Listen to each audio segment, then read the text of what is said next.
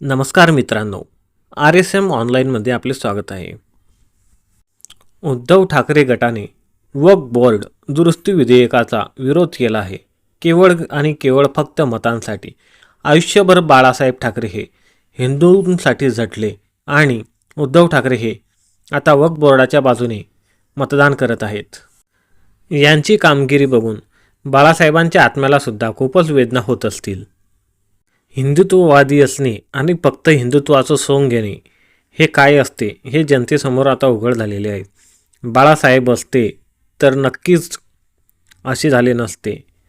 खूप आठवण येते आता बाळासाहेबांची. खरं सांगायचे झाले तर शिंदे साहेबांनी जे केले ते योग्यच केले, कारण त्यांनी यांचे हेतू लक्षात घेतले आणि ते यांच्यापासून वेगळे झाले. तुम्हाला काय वाटते नक्की कळवा. बाळासाहेब असते तर त्यांनी काय केले असते कमेंट करा.